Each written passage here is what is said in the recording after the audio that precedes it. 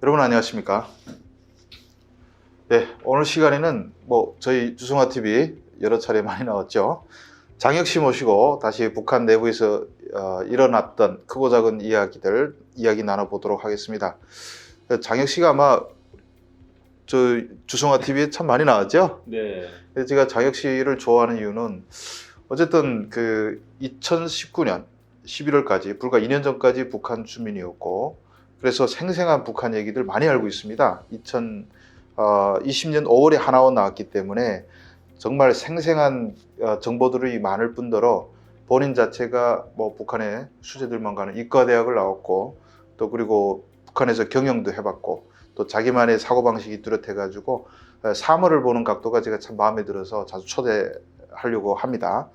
예, 그래서 이번 주제는 지난 시간에 우리가 오징어 게임 가지고 주제를 나눴잖아요. 오늘 주제는 진짜 오징어 얘기를 한번 해볼 텐데, 이거 제가 또 몰랐던 얘기들, 동해 한가운데서 북한 어민들과 중국 어민들 사이에 집단 난투극이 벌어졌다는 얘기를 또 처음 들었습니다. 그 결말이 어떻게 됐는지 또 말씀드릴 텐데, 그렇죠, 오징어 얘기. 예, 요즘 한국 오징어 상당히 귀하거든. 제가 오징어 좋아하는데, 그래 금징어라고 하는데, 네. 북한에서도 지금 오징어가 씨가 말랐다면서요. 네. 오징어 얘기를 해보겠습니다. 그런데 되게 기자님 채널에만 나오면 제가 막 몸에 힘이 들어가고 말이 잘 안 그렇지. 나와요. 워낙에 좀 딱딱해서 그런가? 제가 막 이렇게 예.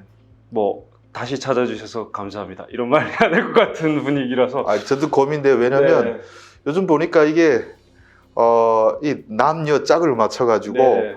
이렇게 자유롭게 조화롭게 그 얘기해야 사람들이 많이 보는 것 같아요. 저 혼자 하면 조회수가 안 나와요. 네. 전번에 누구야, 개성하나 그분들이 함께 했는데 거의 한 20만씩 다 나와요. 네. 앞으로 계속 그걸 장려할지 모르겠는데 우리 성공합니다. 즐겁게 하면 되잖아. 제가 막 송구합니다. 네, 좀 몸에 힘 좀 빼고, 네, 저는 남자하고 얘기하기 더 편하네요. 네, 알겠습니다.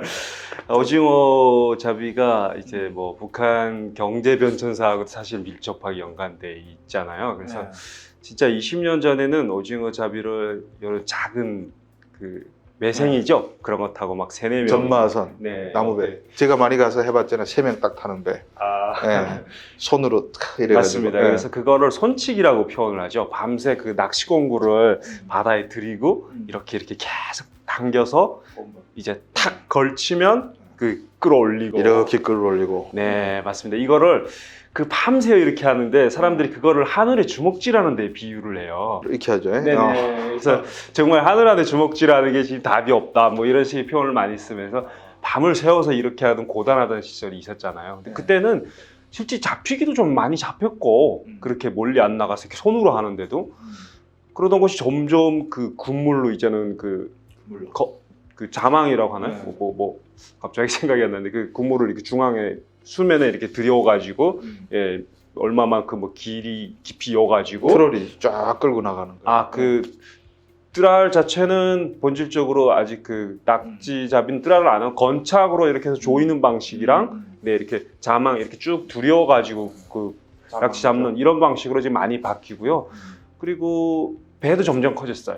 그러니까 과거에는 진짜 작은 배를 타고 5마력, 7마력 이런 기간 달고 다녔는데 이제는 25마력 2개 막 달고 다니고, 그 배도 목선도 점점 커져가지고 이제는 사람도 막 10명 정도 싣고, 네, 기관실도 있고, 진짜. 그리고 옛날에는 당일발이라고 하죠. 하루 나가서 잡아들여오고 하루 들어오고 이런 식으로 했는데 지금은 가서 막 한 달, 막 지어는 2달 또 있고, 이제 바다 위에는 또 상선배라는 게 떠서 필요한 생필품 공급해주고 얼음도 공급해주고 아주 분업화돼서 잡으면 그 배 갖다 주고 네, 또 잡고. 또 일하고 이런 식으로 진짜 낙지 잡이가, 오징어 잡이가, 북한은 낙지라고 하잖아요. 그게 정말 많이 바뀌었거든요. 그래서 옛날에는 잡아봤자였어요. 아무리 많이 잡아도 가난을 벗어날 수 없었는데 지금은 진짜 드문 경우긴 하지만 잘 잡아오면 진짜 그 재벌 반열에 오를 정도로 집도 매쳐 사고, 네, 그리고 진짜 그 오징어를 잘 잡아오면 그게 집에서 그 아빠의 위신하고도 관계되거든요. 그 오징어 못 잡아오면 그 마누라가 막 구박하는데 많이 잡아온 날에는 이렇게 바다 나가서 일하고 와서 피곤하면 자잖아요. 그러면 애들 막 뛰어나면 조용히 해라, 아빠 쉬시잖아 뭐 이렇게 존칭어까지 딱 나가면서 못 쳐보면 아예 또 예, 그리고 뭐 저녁에는 뭐 여보 뭐 돼지고기 사올 건데 뭐 이렇게 비계 예, 그쪽으로 사올 거냐 떼살 쪽으로 사올 거냐 이게 굉장히 대하는 태도가 확 바뀌거든요. 가장은 돈 많이 벌어야 네. 되는 거지. 근데 점점 그 오징어 잡이가 점점 힘들어지고 있습니다. 예. 그게 그 중국 어선들이 많이 들어갔다라고 우리가 알려져 있는데 네.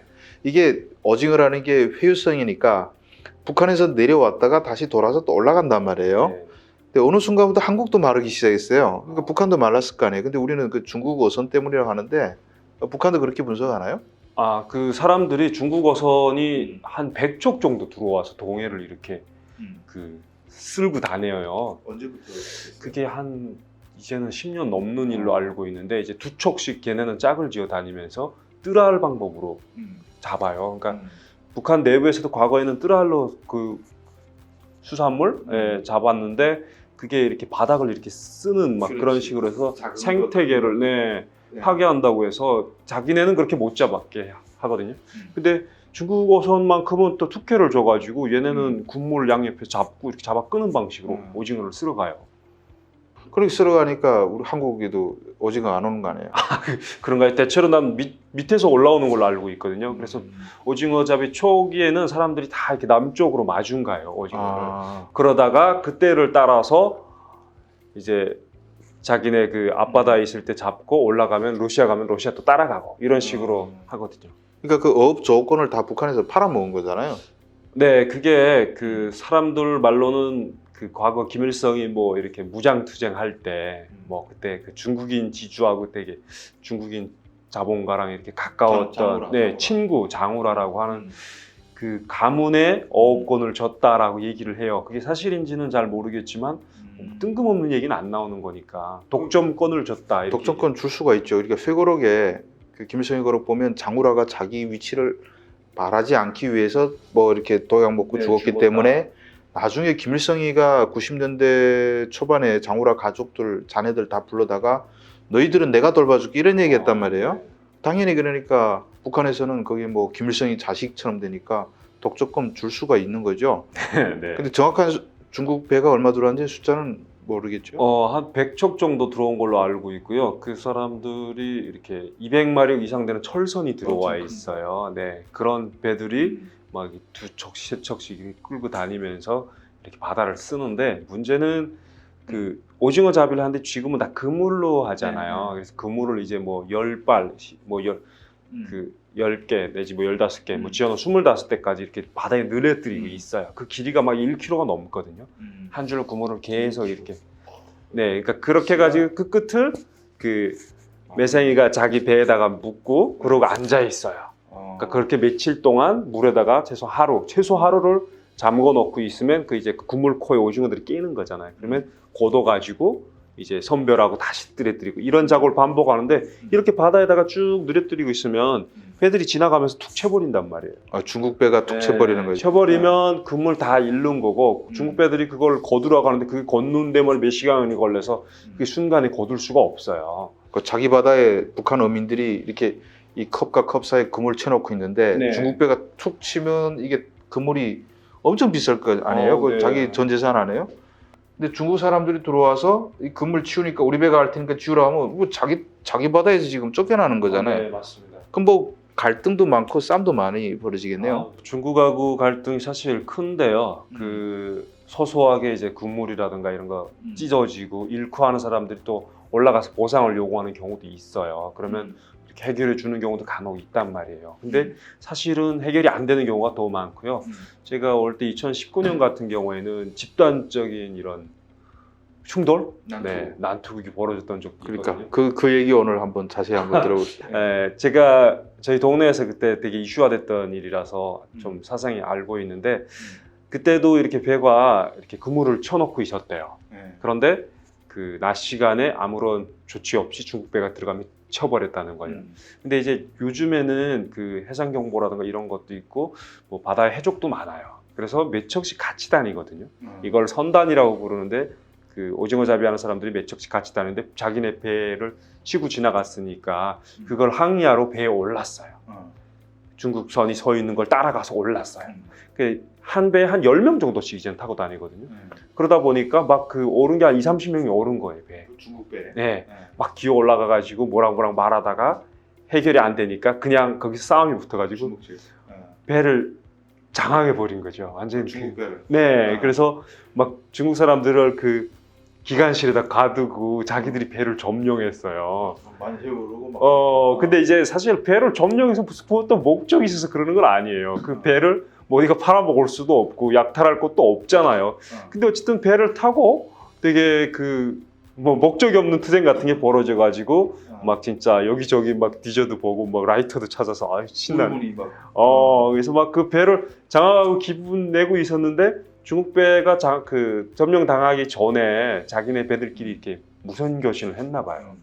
그래서 몇 시간이 딱 지나니까 사방에서 한 3-40척이 몰려들어요. 중국이 예, 철선들이 몰려오는데 너무 겁먹은 거예요. 거기 있다가. 근데 거기 중국가 그 어민들이 오르는데 쇠파이프 들고 진짜 뭐 그 쇠파이프. 영화에서 나올 법한. 아니 우리는 저 봐요. 저 꽃게 잡을 때 맨날 쇠파이프 들고 우리 해경들하고 싸우거든요. 아 그래요? 그 중국 어민들도 살벌하지. 네. 막 그래서 해경에서 막 그 순직한 경찰도 있고.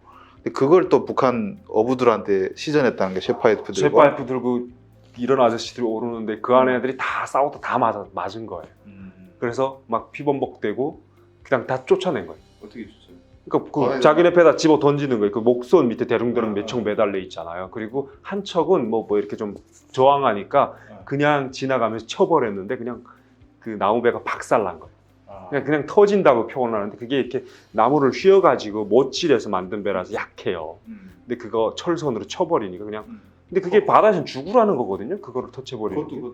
먼데 와서 동해 가운데쯤 되지 않았어요? 그거는 뭐 아무래도 이제는 먼 바다 나가니까 그래서 맞고 배도 잃고 국물도 잃고 이렇게 사람들이 들어왔단 말이에요. 근데 그 뭐라고 할까 지금 얘기를 이렇게 하는데 진짜 비참해요. 그거를 보는데 그리고 그 작품에서나 나올 법하지만 실제 그 자기 전 재산을 잃은 사람이 우는 모습을 보면 그 손주죠. 네, 그 사람이 울고 가족도 울고 이게 엄청난 빚을 내 가지고 배를 묻는데 지금은 한 15,000불 정도 내야 그래서 최소한 배랑 기간이랑 다 구비하거든요. 이거를 빚 내 가지고 했는데 생산으로 받아 그 결과를 못 내고 그렇게 가서 싸워 가지고 다 잃었잖아요. 진짜 애들까지 함께 우는 모습을 보면 진짜 가슴이 미어지는 것처럼 아파요. 중국 어민들한테 망했네. 네. 망했지. 근데 문제는 이거를 제기하잖아요. 국가는 자기 사람들 별로 안 들어줘요.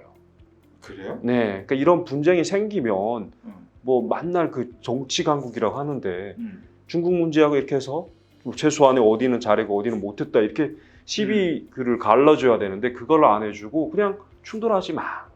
네, 조중 문제 결국에는 사소한 백성의 그 이익을 가지고 예, 조중 문제 그 충돌을 내기 싫다는 거죠. 그래서 진짜 사람들이 그럴 때는 이게 정말 누구를 위한 정치 강국이냐. 네.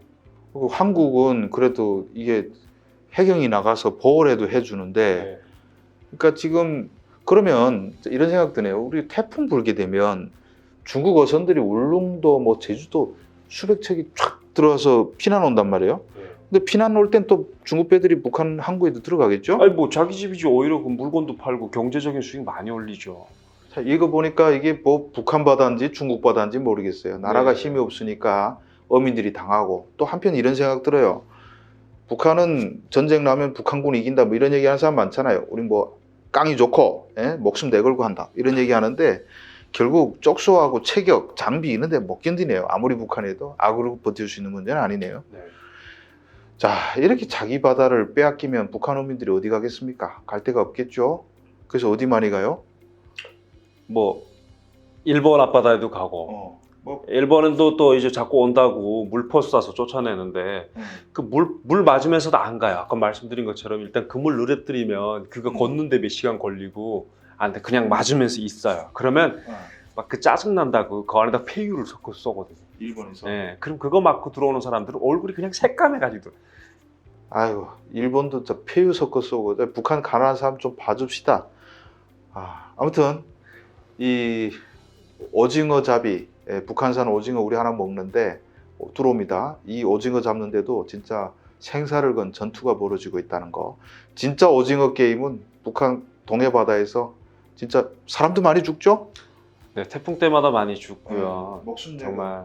그리고 또 굴에서 죽는 것보다는 경제적으로 파산해 죽는 사람도 많고, 러시아 가서 맞아 죽고, 잡혀오고, 정말. 자, 그럼 러시아 얘기 우리 다음에 한번 해봅시다. 러시아에서 맞아 오던 얘기. 자, 오늘 그 북한 오징어 잡이 얘기는 여기서 마치도록 하고요. 시간이 많이 간 관계상.